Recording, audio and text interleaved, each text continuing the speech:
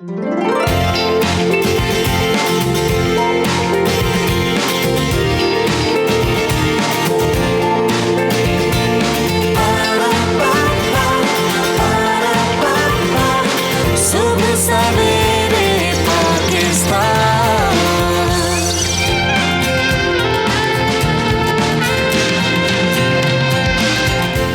वालेकुम नाज़रीन, सुबह सवेरे पाकिस्तान के साथ मैं हूं आपकी मेज़बान रमशा कंवल। हर नई सुबह का आगाज़ होता है एक अच्छी बात के साथ, और आज की सुबह का आगाज़ हम करेंगे इस बात के साथ कि हम बहुत सारी नेमतों को जो अल्लाह ताला ने हमें दी हैं, हम उनका शुक्र अदा उस तरीके से नहीं कर पाते जिस तरह हमें करना चाहिए। और उस नेमत का अगर मैं जिक्र कर दूँ, वो बहुत बड़ी नेमत है कि अल्लाह ताला ने आपको अच्छी सेहत, अच्छी ज़िंदगी और अच्छे लाइफस्टाइल से नवाजा है। बहुत सारे लोगों के पास ऐसी नेमतें मौजूद ही नहीं हैं। और अगर बात की जाए कि दूसरों का ख्याल करने की और उन्हीं नेमतों से दूसरों को नवाजने की, तो हम अक्सर ये कर रहे होते हैं कि अपने बच्चों के को देखभाल करने में, अपने वालिदैन की देखभाल करने में, या अपने इर्द गिर्द लोगों की देखभाल करने में हम अपनी ज़ात को निगलेक्ट कर देते हैं, अपनी सेहत का सही से ख्याल नहीं रखते, अपने खाने पीने का ख्याल नहीं रखते। और बाज़ औक़ात जब हमारी तबीयत ख़राब हो जाती है तो हम उसका ख्याल नहीं रखते कि हमें जाना चाहिए डॉक्टर के पास, और अपनी ज़ात को भी प्रायोरिटी पे रखना चाहिए। लेकिन बहुत सारे लोगों से जब हम ये बात करते हैं तो लोग इसे इस तरह भी लेते हैं कि जनाब जो लोग अपना बहुत ज़्यादा ख्याल रखते हैं कि आया वो तो बहुत ज़्यादा सेल्फिश हैं, इन्हें तो सिर्फ अपनी ज़ात दिखती है और ये तो दूसरों के बारे में सोचते ही नहीं है। नहीं, ऐसा बिल्कुल भी नहीं है, क्योंकि जब तक आप अपना ख्याल नहीं रखेंगे, अपनी ज़ात से प्यार नहीं करेंगे, आप दूसरों का ख्याल कैसे रखेंगे? जब आप जिम्मेदारियां निभाना जानते हैं, आप दूसरों का ख्याल रखना जानते हैं, तो फिर अपनी ज़ात से भी प्यार कीजिए, अपनी सेहत का ख्याल रखिए और अल्लाह ताला की नेमतों का शुक्र अदा कीजिए। तभी आप दूसरे लोगों से मोहब्बत भी कर सकेंगे, उनका ख्याल भी रख सकेंगे और उन्हें खुश भी रख सकेंगे। तो अपना सेहत का ख्याल रखिए, अच्छा नाश्ता कीजिए, अच्छी ग़िज़ा लीजिए, जब कोई बीमारी हो तो डॉक्टर के पास जाइए और अल्लाह ताला की नेमतों का शुक्र अदा कीजिए कि अल्लाह ताला ने आपको इतनी सारी नेमतों से नवाजा है। तो प्रोग्राम का आगाज़ करेंगे इसी अच्छी बात के साथ, और अच्छा सा जो मौसम है उसके हवाले से भी आपको अपडेट करेंगे, क्योंकि जो सर्दी का मौसम है वो बहुत सारे लोगों का तो फेवरेट होता है, जैसे कि मेरा। तो ठंड ज़बरदस्त पड़ रही है। ज़रा मुख्तलिफ इलाकों पर नज़र डालते हैं कि कहाँ कैसा मौसम है। सबसे पहले हम रुख करेंगे लाहौर का, और लाहौर का जिक्र करें तो बर्फ़बारी जैसा मौसम था। अभी कुछ दिनों पहले बर्फ़बारी तो नहीं हुई, लेकिन बहुत ठंड थी। अब जो दर्जा हरारत है वो मिनिमम 5 डिग्री सेंटीग्रेड है और मैक्सिमम दर्जा हरारत 16 डिग्री तक जा सकता है।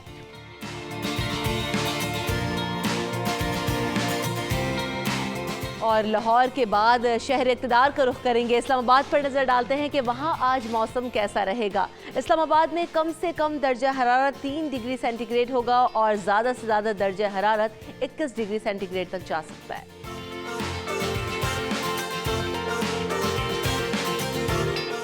और शहर इक़्तिदार के बाद रोशनियों के शहर का रुख करेंगे। शहर कराची में मौसम कैसा रहेगा? आज कम से कम दर्जा हरारत 13 डिग्री सेंटीग्रेड, जबकि ज़्यादा से ज़्यादा दर्जा हरारत 24 डिग्री सेंटीग्रेड तक जा सकता है। शहर कराची के बाद पेशावर का रुख करते हैं। पेशावर में भी खासी ठंडी हवाएं चल रही हैं और काफ़ी मौसम सर्द है। पेशावर में कम से कम दर्जा हरारत 3 डिग्री सेंटीग्रेड और ज़्यादा से ज़्यादा 15 डिग्री सेंटीग्रेड तक जा सकता है। पेशावर के बाद रुख करेंगे कोयटा का, जहां यखबस्ता हवाएं चलती हैं तो शहर के साथ साथ दीगर इलाके भी ठंड की लपेट में आ जाते हैं। 2 डिग्री सेंटीग्रेड कम से कम दर्जा हरारत, जबकि ज़्यादा से ज़्यादा 12 डिग्री सेंटीग्रेड तक जा सकता है आज पारा।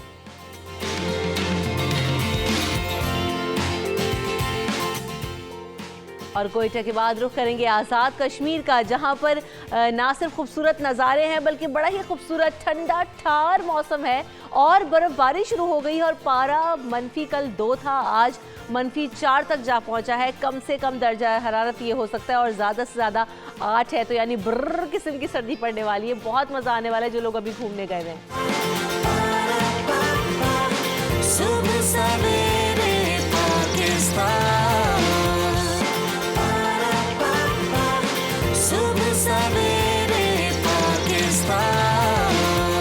अगर पाकिस्तान के ख़ास तौर पर मौसम की बात की जाए तो सर्दियों का जो टाइम पीरियड रहा है हमेशा वो थोड़ा कम रहा है, लेकिन इस दफ़ा एक तो ठंड बहुत ज़्यादा पड़ गई है और गर्मियाँ चूँकि ज़्यादा होती हैं, लोग ज़्यादा यूज़ टू नहीं है सर्दियों के मौसम के किस तरीके से सर्दियों के मौसम में अपने आप को प्रोटेक्ट करना चाहिए, कुछ नेग्लिजेंस भी है लोगों की। और फिर जो इन्वायरमेंटल चेंजेस आए हैं उसके बाद ख़ासी तब्दीलियाँ ना सिर्फ मौसम में पैदा हुई हैं बल्कि हमारे इन्वायरमेंट में पैदा हुई हैं, और उसके बाद लोगों पर उसका क्या इफ़ेक्ट है और जो मुख्तलिफ लोगों में बीमारियां फैल रही हैं, तमाम चीज़ों पर हम बात करेंगे। और ख़ुसूसी तौर पर जो एलर्जीज़ हो जाती हैं, ख़ास तौर पर बहुत सारे लोगों को फ्लू हो जाता है, जैसा कि मुझे भी हो जाता है अक्सर सर्दियों के मौसम में। बहुत सारे लोग इस्लामाबाद की अगर ख़ुसूसी तौर पर बात करें तो नई नई एलर्जीज़ के मैंने नाम सुने, कुछ कॉकरोच ड्रॉपिंग एलर्जी है, उसके अलावा पोलन एलर्जी है जो कि क्योंकि हिली एरिया है वहाँ पर पौधे बहुत ज़्यादा हैं तो वहाँ पर लोगों को काफ़ी ज़्यादा मुश्किलात होती हैं। साइनस प्रॉब्लम होता है लोगों को, लाहौर में स्मॉग की वजह से लोगों की काफ़ी ज़्यादा वो तबीयतें ख़राब रही हैं। तो इसी पर बात करेंगे। आज हमारे साथ जो एक्सपर्ट मौजूद हैं, प्रोफेसर डॉक्टर आयशा इसानी साहिबा मौजूद हैं जो कि पब्लिक हेल्थ एक्सपर्ट हैं और इन तमाम चीज़ों पर खासी कड़ी नज़र रखती हैं। बहुत शुक्रिया। अस्सलाम वालेकुम डॉक्टर आयशा, कैसी हैं आप? अस्सलाम वालेकुम, कैसे हैं जी? बहुत शुक्रिया बुलाने का शो पे। डॉक्टर आयशा, अभी सबसे बड़ा मसला यही है कि जब मौसम ठंडा होता है तो कहीं नज़ला ज़ुकाम शुरू हो जाता है, छींकें शुरू हो जाती है, बहुत सारे लोगों को बुखार हो जाता है, थ्रोट एलर्जी हो जाती है। इन एलर्जीज़ की असल वजह क्या है? क्या हम सही से अपने आप को प्रोटेक्ट नहीं कर रहे होते या फिर ये वेदर का ही इफ़ेक्ट होता है? देखें, एलर्जीज़ का जो है ना, एक प्राइमरी एलर्जीज़ का जो लफ्ज़ है वो काफ़ी कॉमन हो गया है और सारी पॉपुलेशन भी एलर्जीज़ लफ्ज़ करती है, लेकिन दर हकीकत ये है कि ठंड बहुत ज़्यादा है, एक्सट्रीम ऑफ टेम्परेचर ज़्यादा हो गया है। यानी जैसे आपने ख़ुद बताया 3 डिग्री से लेके 21 डिग्री तक आप देखें तो कहीं लोग जो है अपने आप को गर्म नहीं रख रहे। एक मेन फैक्टर ये है, आपको अपने पाँव और हेड जो है, सर और पाँव गरम रखना चाहिए, यानी गरम मोज़े पहने, सर को कवर रखें। हमारे यहाँ बिल्कुल रुझान नहीं है कि टोपी पहनी जाए और वो ये होता है कि फिर आपको एकदम से चिल लग जाती है। इसी तरह लोग फिर रहे होते हैं गर्म से ठंडे में और उससे बहुत ज़्यादा टेम्परेचर डिफरेंस की वजह से। अब जहाँ तक बाकी रही एलर्जी, पोलन तो चले हैं, लेकिन आप पोल्यूशन देखें, बहुत बड़ी वजह जो है वो पोल्यूशन है। पोल्यूशन का ये है कि आप देख रहे हैं गाड़ियों का धुआं अनचेक्ड, बड़ी बसों का, वैगनों का, उसकी वजह से जो जब सर्दी और टेम्परेचर लो होता है तो वो सारे बुखारात जो हैं वो कंडेंस हो जाते हैं और जो ये पोल्यूशन है एस्केप होने की जगह वहाँ ही जम जाती है उस लो डिग्री वाटर ड्रॉपलेट्स के अंदर, यानी और इसलिए हम फॉग इतनी देख रहे हैं। पहले भी तो ठंड होती थी, आयशा के पहले स्मॉग का कोई हमने नाम भी नहीं सुना था। बहुत बड़ी वजह है पाकिस्तान के अंदर, खास तौर पे लाहौर में हमने कितना देखा है कि स्मॉग है, उसकी वजह से लोगों को मास्क भी इस्तेमाल करने पड़ते हैं, कुछ लोगों को सांसों की बीमारियों का मसला है, उनको मुश्किल होती है। तो वो लोग क्या कर सकते हैं खास तौर पर अपने आप को इस मौसम में प्रोटेक्ट करने के लिए? देखिए, बहुत से लोग आप देख रहे हैं कि वो मास्क पहन के फिर रहे हैं, उससे भी बचत हो जाती है, पार्टिकल्स अंदर नहीं जाते हैं। लोगों ने तो अब इनहेलर लेके फिरने लगे हैं, बट आप देखें जब तक माहौलियात के ऊपर फोकस नहीं होगा, एनवायरनमेंट ठीक नहीं होगी, बेजा कोल बर्न हो रहा है, इस किस्म की लकड़ी, पत्ते, वो सब चीज़ें जो हैं ये स्मॉग कर रही हैं। ये तो हम उस हाल में जा रहे हैं जैसे कि pre I think world war 1 या उस ज़माने का जो लंदन था, स्मॉग होता था और लोगों की प्रॉब्लम्स और थी, तो बहुत ज़्यादा चेस्ट की दिक्कत हो रही है और नमोनियाज़ की शिकायत, यानी अब तो एलर्जी से कहीं ज़्यादा सीरियस मामला हो गया है। आप आते हैं देखते हैं हर दूसरे तीसरे इंसान को आप सिटी करें तो एलर्जीज है। इस्लामाबाद में है पोलन एलर्जी का तो नाम हमने सुना था पहले भी, और उसके प्रिवेंशन जो है, प्रिकॉशंस जो हैं वो भी बताई जाती है। ये इस दफ़ा कोई नई एलर्जी का नाम सुनने आया है, if I am not wrong, cockroach dropping allergy है। ये क्या है, इसके बारे में ज़रा बताइएगा कि और इससे लोग कैसे बच सकते हैं? जी, इसमें भी यही है कि जी because of lack of sanitation and cleanliness, और इस्लामाबाद तो वाकई बहुत ज़्यादा वो इस्लामाबाद रहा ही नहीं। आप देख रहे हैं जगह जगह जो है वो फूड फेंका हुआ है, कोई सैनिटेशन नहीं रही, बिल्कुल 50% पे रह गई है। तो उस वजह से कॉकरोच ज़ाहिर है वो फ्लरिश कर रहे हैं। कॉकरोच ड्रॉपिंग्स मीन्स उनके एक्सक्रीटा, उनकी फीकल मैटर्स, और वो पानी में घुस रहे हैं, लोगों एयर में जा रहे हैं, और उससे जो है, क्योंकि लोग तो बिल्कुल यूज टू भी नहीं है और जाहिर है नहीं होना चाहिए, और ये नई एलर्जी पैदा हो गई है। तो जब तक आप अपना सैनिटेशन का सिस्टम और इन्वायरमेंट का सिस्टम ठीक नहीं रखेंगे तो ये एलर्जीज बढ़ती जाएंगी, और वाकई एक बिल्कुल एपिडेमिक बन गया इस्लामाबाद में। तो अब इससे बचने के लिए क्या करें? इधर कोई मेडिसिन्स हैं या कोई प्रिकॉशंस हैं तो वो भी बताएं, ताकि लोग जो है अपने तौर से जो एहतियात कर सकते हैं फौरी तौर पर, वो तो करें। जी देखें, जो हमारे एंड पे है, जो डॉक्टर्स के एंड पे है, जिनको ये एलर्जी, एक तो फ्लू शॉट्स हैं, ठंड ज़्यादा है, इम्यूनिटी लोगों की है नहीं, प्लीज़ फ्लू शॉट्स लगाएं। हर जगह ये मौजूद यूँ है, NIH में स्पेशली मौजूद है। उसके अलावा जो है, जिनको ज़्यादा एलर्जेंस वैसे भी होती हैं, हिस्ट्री है, मास्क पहने, अगर ज़्यादा तकलीफ़ हो फ़ौरन एमरजेंसी में जाएं, डॉक्टर से रजू करें। आपको डिफरेंट उधर आपकी मेडिकेशन, स्टीमिंग वगैरह, ये चीज़ बहुत है। हॉट फ्लूइड्स लें आप, ग्रीन टी है, कॉफ़ी है, चाय है, सूप्स हैं, सूप बहुत, यानी अपनी हेल्थ को भी बूस्ट करें, और कोशिश करें कि जो स्मॉग और वो टाइम है, ये जो अर्ली मॉर्निंग आप देख रहे हैं, इवनिंग के टाइम पे, ये 2 टाइम्स ऐसे हैं कि बहुत ज़्यादा स्मॉग होती है, थोड़ा अवॉइड करें, विंडोज़ उस टाइम पे बंद रखें। लेकिन देखें, इंटरसेक्टोरल जब तक नहीं होगी हेल्थ सेक्टर के साथ जो है, बाकी आपके इन्वायरमेंटल, इस्लामाबाद में CDA अगर ताउन नहीं करेगी या बाकी डिस्ट्रिक्ट एडमिनिस्ट्रेशन साथ नहीं होगी, तो ये चीज़ बढ़ती जाएगी जिस तरह। अच्छा, ये भी एक कॉन्सेप्ट है प्रोफेसर आयशा के बहुत ज़्यादा एंटी एलर्जीज खाना भी जो है वो नुकसानदेह होता है, इज़ दैट ट्रू? और एक तो नींद बहुत आती है, तो जिन लोगों को ऑफिस जाना है या जो लोग डेली रूटीन में बिजी होते हैं, उनके लिए मुतबादिल कोई मेडिसिन होती हैं कि वो बगैर नींद भी थोड़ी उसमें कम आए और उनको इफेक्ट भी करे? जी बिल्कुल। एक तो ये है कि कोशिश करें कि anti allergies as a habit ना खाएं, और लेकिन बहुत सी एंटी एलर्जीज मौजूद हैं, तो आप आराम से खा के जो है, उनकी डिफरेंट डोजेजेस भी हैं, आप जाके अपने ऑफिसेज में आराम से काम कर सकते हैं। मैंने तो खुद कभी अगर बहुत ऐसा एलर्जी का हो, आप आराम से टेलफास्ट लीजिए और काम करें।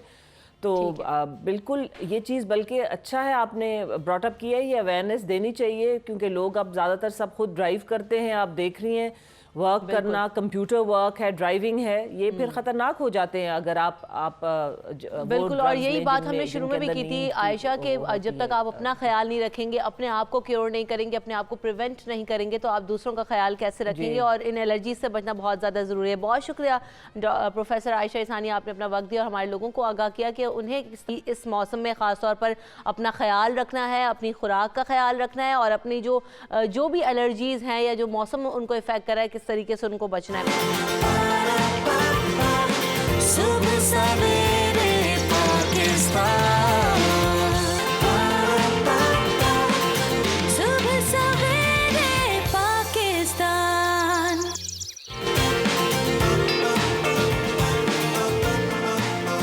तो इंसान के जिस्म में इतनी सारी हड्डियां हैं और उतनी ही सारी कॉम्प्लिकेशंस अब हम देख रहे हैं कि जैसे जैसे माहौल चेंज हो रहा है और लोगों की डाइट चेंज हो रही है, तो वैसे वैसे जो प्रॉब्लम्स हैं उनका भी इजाफा होता जा रहा है। तो आज हम स्पाइनल इश्यूज़ को डिस्कस करेंगे, जो बोन्स में इश्यूज़ हैं, और हम ये देख रहे हैं कि सबसे ज़्यादा ख़वातीन जो है वो बहुत सारी प्रॉब्लम्स का शिकार हो जाती हैं। और ख़वातीन में रेशो इसलिए ज़्यादा है शायद कि फ़िज़िकल एक्टिविटी या बच्चों के साथ, या हम देखते हैं कि अक्सर वो बहुत ज़्यादा उठक बैठक इस तरह के काम कर रही होती हैं कि उनकी कमर में दर्द होते हैं। कुछ लोग ऑपरेशंस के बाद कहते हैं कि जनाब हमारी जो कमर है या जो मोहरे हैं वो ख़त्म हो गए। कुछ को स्लिप डिस्क का प्रॉब्लम होता है। और जो लोग ज़्यादातर जो मेल्स की अगर मैं बात करूँ तो वो ऑफिस में काम करने की वजह से मुस्तकिल ऑन सीट होते हैं, लैपटॉप्स पे काम कर रहे होते हैं, कंप्यूटर्स पे काम करते हैं, अपनी डेस्क पे बैठे होते हैं, तो मुस्तकिल उनको बैठने की वजह से भी या ड्राइविंग की वजह से भी बहुत ज़्यादा प्रॉब्लम्स हो रही होती हैं। तो आज हम इन तमाम इशूज़ को एड्रेस करेंगे कि आखिर इन हड्डियों से जुड़े मसाइल क्या हैं, आपको इस पर अपनी डाइट का कैसे ख्याल रखना है, अपना कैसे ख्याल रखना है, किन प्रॉब्लम्स को कैसे आइडेंटिफाई करना है, और क्या नई नई प्रॉब्लम्स आ रही हैं जिनके बारे में हमें पता भी नहीं है। तो इन तमाम चीज़ों के बारे में आज बात करने के लिए हमारे साथ प्रोफेसर डॉक्टर आसिफ बशीर साहब मौजूद हैं, जो कि consultant neuro and spine surgeon हैं, और इनका जो तरीका इलाज है वो खासा मुख्तलिफ और मुनफरिद है, जिसकी वजह से वो डॉक्टर साहब जो है वो खासे मकबूल हैं। उन्होंने 20 साल तक अमेरिका में काम किया, उसके बाद वो पाकिस्तान आए, यहाँ पर पाकिस्तानियों की खिदमत कर रहे हैं अब, और यहाँ पर जो मुख्तलिफ तरीका इलाज है उससे अब पाकिस्तानियों को महसूस यूज़ होने का मौका मिल रहा है। अब हम प्रोफेसर साहब से बात करेंगे कि प्रोफेसर साहब आप ये बताइए, तो अस्सलाम वालेकुम, सबसे पहले तो welcome to the show, nice having you on the show. बहुत सारे इशूज़ हैं, बहुत सारे सवालात हैं, आप कैसे हैं? पहले तो ये बहुत शुक्रिया जी, thank you for having us on the show. Thank you. Professor साहब, सबसे बड़ा मसला ये है कि हमें एक तो आइडेंटिफाई करना शायद नहीं आता कि हम सर जनाब ये कहते हैं कि हाँ बस मेरी कमर में दर्द है। अब कमर में कितनी हड्डियां हैं, कहाँ दर्द है, प्रॉब्लम क्या है, उसको कैसे आइडेंटिफाई करें? जब तक वो हम आइडेंटिफाई ही नहीं करेंगे, इलाज की तरफ कैसे बढ़ सकते हैं? मैं 21 साल 21 years I was in US. जी जी, exactly 2 years I been Pakistan में मुझे हो गए। लेकिन यहाँ पे आके जो मैं जिस तरह प्रैक्टिस कर रहा हूँ, जिस तरह मैं पेशेंट्स को देख रहा हूँ, मुझे ये बहुत फील होता है कि यहाँ पे प्रिवेंशन नेग्लिजिबल है, ज़ीरो है बिल्कुल। तो हर तरह की चीज़ें हर तरह के लोग कर रहे हैं, एंड आई रियली थिंक कि हम हर चीज़ को यहाँ पे फ़ायदा दे सकते हैं, बेनिफिट दे सकते हैं अगर हम उनको प्रिवेंट करें, डिजीज़ को प्रिवेंट करें, सर्जरी पे जंप ना करें। ये मैं बार बार कहता हूँ कि best surgery is no surgery. Surgery के बगैर इफ़ यू कैन मैनेज। तो today we will talk candidly about certain things जो मैंने आपसे आप लोगों ने पहले भी मेरे से पूछा कि जो चीज़ यहाँ पे नहीं करनी चाहिए। तो प्रिवेंशन मेरे ख्याल में डिटेल में भी हम बात कर लेते हैं, लेकिन there are certain things we need to follow. अच्छा, सबसे पहले तो एक बड़ा कॉमन प्रॉब्लम है, और क्योंकि मैं बतौर खातून आपसे सबसे पहले तो यही बात करूँगी कि हम सबसे ज़्यादा कंप्लेन करते हैं कि जनाब ज़रा सा हमने उठक बैठक की और जो है बस मेरी कमर में जो है वो तकलीफ़ हो गई है, या बर्दाश्त नहीं रहा है, या हम उस तरह से डाइट नहीं ले रहे हैं कि बे इंतहा तकलीफ़ होती है। उसकी रीज़न क्या है, असल इशू क्या है उसका, उसको कैसे हम ख़त्म कर सकते हैं? तो देखें जी, spine disease. So first of all हमें एक चीज़ क्लैरिफाई करनी है कि जो पेशेंट, जो मरीज़ को प्रॉब्लम हो रहा है वो सिर्फ डिस्क डिजीज़ की वजह से नहीं हो रहा, जो कि so there 3 parts. Spinal column हम डिटेल में भी आपसे डिस्कस भी करेंगे। उसके सो देयर 3 एस्पेक्ट्स जिसकी वजह से पेशेंट को पेन हो सकती है। सही। हम सारा फोकस जो है उसकी डिस्क पे कर देते हैं, ऑपरेशंस भी कर देते हैं, टीके भी लगा देते हैं, व्हाट नॉट। लेकिन जो एक चीज़ बोन है जो स्पाइनल कॉलम की एनाटमी को बनाता है, जो बोनी कॉलम है, उसकी वजह से कोई फ्रैक्चर हो जाए, ओल्ड एज में वेमेन को फ्रैक्चर हो जाता है, पोस्ट मेनोपॉजल फ्रैक्चर्स वगैरह होते हैं जिसके लिए विटामिन डी, कैल्शियम, ये सारी चीज़ें लेनी, which should be manage by experts like endocrinologist and all that. Secondly, जो डिस्क का प्रॉब्लम होता है विच इज़ 1/3, सो 100% में से सिर्फ डिस्क का इशू 1/3 पेशेंट्स में होता है। और जो बिगेस्ट चीज़ जिसको हम प्रिवेंट या जिसको मैनेज प्रॉपरली नहीं करते, स्पेशली इन पाकिस्तान, वो है मसल और लिगामेंट। सो ज़्यादा पेशेंट्स जो आते हैं, सर्दी है, जाते हुए स्टिफनेस हो गई, नेक पेन हो रही है, बैक पेन हो रही है, these are the 2 most common.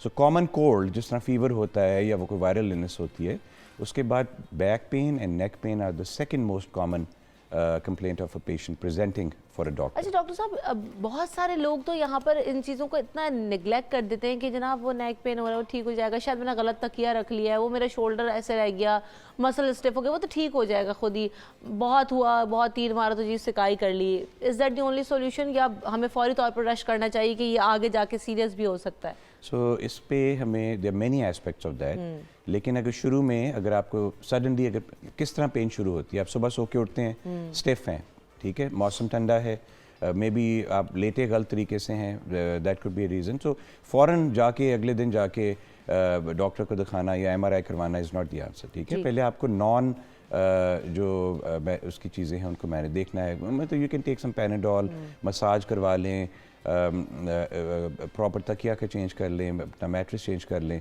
Bed rest जो है in back pain and neck pain is totally not indicated आजकल के ज़माने में।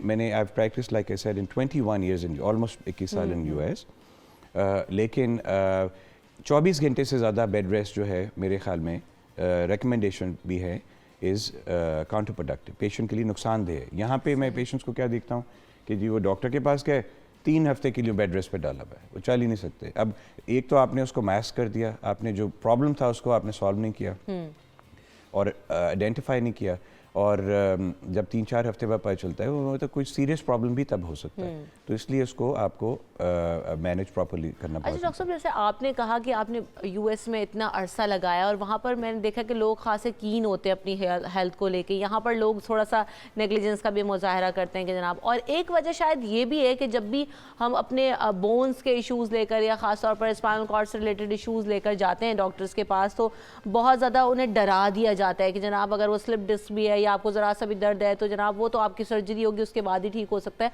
वरना नहीं हो सकता। तो बहुत सारे लोगों को फियर ऑफ सर्जरी भी होता है, जिसकी वजह से वो फिर जाते ही नहीं है या वो इनकरेज ही नहीं होते, क्योंकि वो ऑलरेडी इतना ज़्यादा खौफ में आ चुके होते हैं कि जनाब नहीं वो MRI होगा, वो कैसे होगा, और फिर सर्जरी का नाम सुनते ही यहाँ तो हॉल उठ जाते हैं। तो वो फिर लोगों को ज़रा एजुकेट करें उसके बारे में भी कि आखिर क्या करना चाहिए और कैसे इसको डील करें। देखिए जी, करेक्ट, जो US में हम करते हैं इस वक्त, अब मुझे एग्जैक्टली 2 साल हो गए जिस तरह मैंने किया, और मेरे ख्याल में फॉर स्पाइन सर्जरी हमने पिछले 1.5-2 साल में बहुत अवेयरनेस यहाँ पे पैदा की है। और जो एक पेशेंट को अमेरिका में मिलता है, जो न्यूयॉर्क में मिलता है, वही यहाँ इस वक्त लाहौर में मिलता है। हमारे पास पेशेंट पूरी दुनिया से आते हैं। We are doing a lot of medical tourism, surgery कराने आते हैं, जो चीज़ वहाँ पे उन्होंने $50,000 में करवानी है। और हमारे पास, जब मैं अमेरिका में था, we had a lot of patients Pakistan से, इस रीजन से, जो आते थे वहाँ से। अब वो सारे हमारे पास लाहौर में आते हैं। And the second aspect is I contribute charity towards general hospital, जहाँ पे हम वहाँ पे भी सर्जरी करते हैं, वहाँ टीचिंग करते हैं, ताकि we can train safe surgeons down the road. Now आपने बात किया कि पेशेंट आपके पास जो हमारे पास आते हैं, लेकिन जी पेशेंट को पहले तो मैं बार बार इस पर स्ट्रेस करता हूँ, मैं अपने ट्रेनिंग्स को भी बताता हूँ, बेस्ट सर्जरी को अगर आप इज़ नो सर्जरी। और वो कब तक आप वेट कर सकते हैं? US में we give them non surgical management for almost 3 months, 90 days के लिए, और उसके दौरान आप बाकी चीज़ें ट्राई करते हैं। So what number 1 is prevention. Pakistan में भी वेट का इज़ मेजर इशू। पाकिस्तान में पीपल आर बहुत एंग्जाइटी है, बहुत, मतलब यू कैन सी कि इतना ज़्यादा यहाँ पे लोग अपने पे इन्वेस्ट नहीं करते। सो वेट लॉस इज़ नंबर 1 की। जितना आपका ज़्यादा वेट होता है, हमारे पास स्पाइन के मॉडल्स भी हैं, इस पर भी सारा, जो अगर आप एक्स्ट्रा वेट में होंगे तो आपका सारा जो वेट ट्रांसलेट्स इनटू योर जो लोअर स्पाइन पे, लंबोसेकल जंक्शन पे।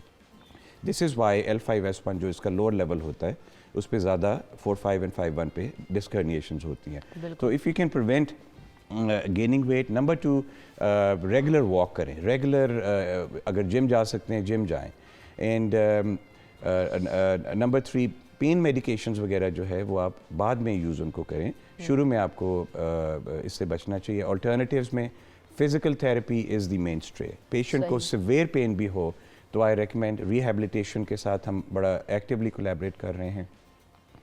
मेरे ख्याल में कि फ़िज़िकल थेरेपी बहुत अंडर यूज़ होता है पाकिस्तान में। प्रॉपर वो वाली फ़िज़िकल थेरेपी नहीं कि आप मालिश कराने, और वो जो जिस तरह मालिशा वाली जो यहाँ पे कॉन्सेप्ट है, because that can be dangerous also sometimes. और रेगुलर मसाज इज़ ऑल्सो, आपको नेक पेन हुई है, बैक पेन हुई है, ऑलिव ऑयल के साथ, वन ऑफ द ऑइंटमेंट के साथ, उसके साथ भी आप कर सकते हैं। जब वो सारी चीज़ें ना चलें, then the next stage is injections. So we can try injection, muscle का इंजेक्शन, ट्रिगर पॉइंट इंजेक्शंस होते हैं। We work with the pain medicine people बड़ा, क्योंकि हर मेरी नज़र में जो जिसका एक्सपर्ट है उसको वो पेशेंट पहुंचना चाहिए। This is the best management for the patient.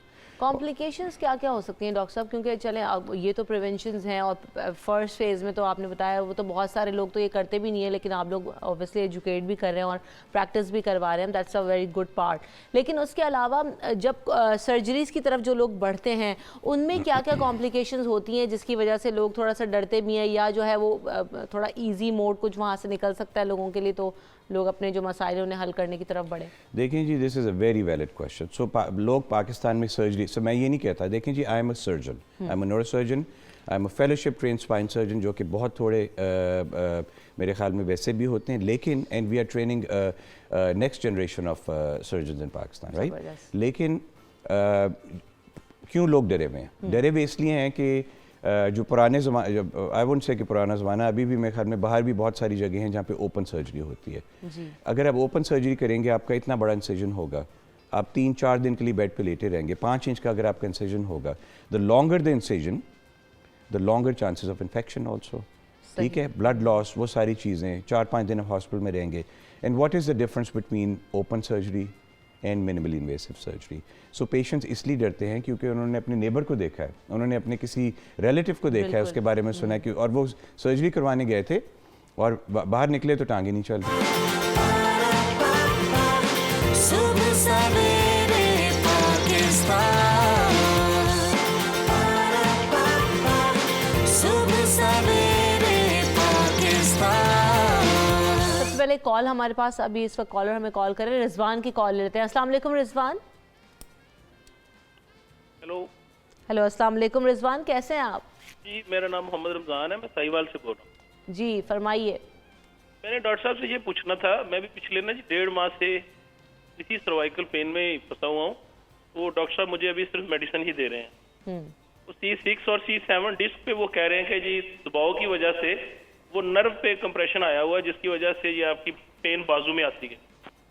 वो 1 माह से मुझे उसमें कोई रिलैक्स नहीं हो रहा. मैं तो मैंने डॉक्टर साहब से ये पूछना था कि डॉक्टर साहब तो मुझे अभी यही कह रहे हैं कि जी आप मेडिसिन पे ही रहें, लेकिन तकलीफ बहुत होती है मुझे कि इसके लिए डॉक्टर साहब, अल्लाह का शुक्र है कि चलो 92 चैनल पे आज ऑनलाइन है, तो मैंने कहा पूछ लूँ कि मैं अभी मेडिसिन पे ही रहूँ या मुझे सर्जरी पे आना चाहिए. ठीक है डॉक्टर साहब बताइएगा.